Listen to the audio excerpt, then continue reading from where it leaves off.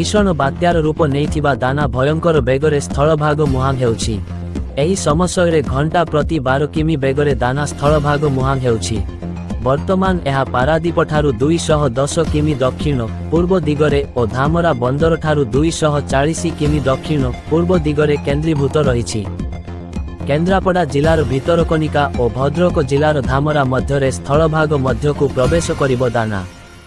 स्थलभाग छुईबा समयरे पवनर घंटा प्रति बेग 120 किमी रहिबो। बात्या दाना लैंडफॉल पूर्वरु सामान्य दिग बदलाई पारे बोली पूर्वरु आंचलिक पाणीपाग निर्देशिका सूचना देइछंती।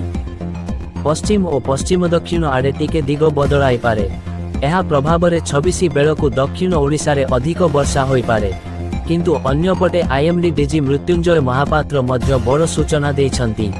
से कहिछंती बेले बात्यार पश्चिम उत्तर पश्चिम को गति करिबो। बात्यार गतिपथ टिके बंकेइबो।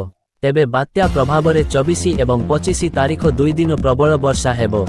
किछि स्थान रे अति भीषण वर्षा मध्य होई पारे बोली आईएमडी डीजी सूचना देइछंती।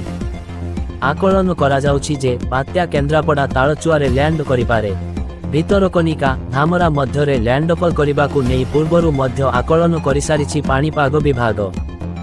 बंधुगण एमिति नुआ नुआ अपडेट पाइबा पाई आमकु लाइक शेयर आउ सब्सक्राइब करंतु। धन्यवाद।